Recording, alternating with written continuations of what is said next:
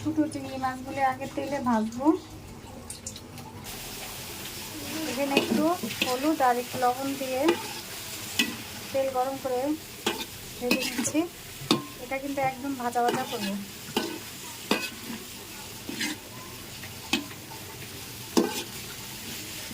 আর এটা সমুদ্রের চিংড়ি তো, মনে হয় যে খুলনা বাগেরহাটের চিংড়ি, এগুলো ছোট ছোট।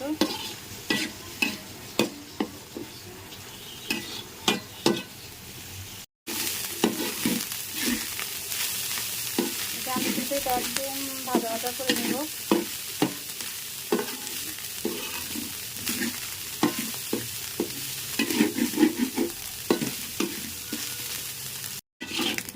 চিংড়ি ভাজা হয়ে গেছে মুচমোচা করে, এখন আমি নামাই নেব। আর আমার আশেপাশে বিড়ালগুলো বলতেছে মেয়াও মেয়াও মেয়াও মেয়াও, এই যে প্লেটটাতে বসে গেছে, এই যে প্লেটটাতে বসে গেছে। এই আশেপাশে বিড়াল মেয়াও মেয়াও করে, না দিয়েও পারা যায় না। এখন চিংড়ি ভর্তা করব।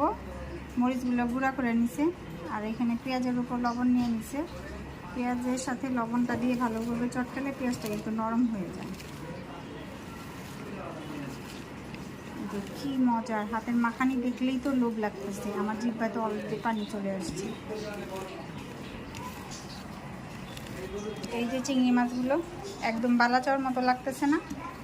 এরকম করে ভেজে মনে হয় বয়মে ভরে রেখে দিলেও না, যখন ইচ্ছে হবে তখন খাওয়া যাবে। ভাবতেছি আরবার কিনে ভেজে ইয়েতে রেখে দেবো, বয়মে ভরে রেখে দেবো, যখন ইচ্ছে হবে তখন খাবো। আহা, গ্রাম বের হয়ে গেছে শুকনা মরিচ আর হলো পেঁয়াজের।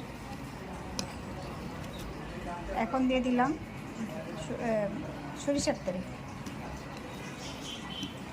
আর ভর্তা মাখানো, আমার যে বোনের হাতের ভর্তা মাখানো, ওর ভর্তা এত মজা হয়, এই জন্য অপেক্ষায় থাকি ও আসলে পরে আমার ভর্তা খাওয়া হয়।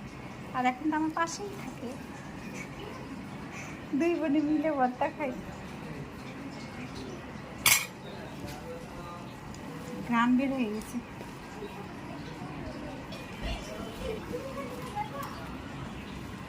কারো লোভ লাগলে আমার কোনো দোষ নেই।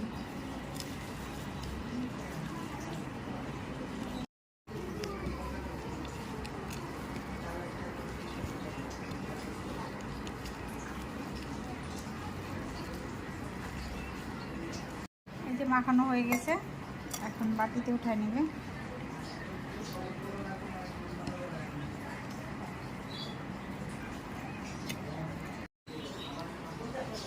কেমন হয়েছে? লোভ লাগতেছে না দেখতে? বলেন তো।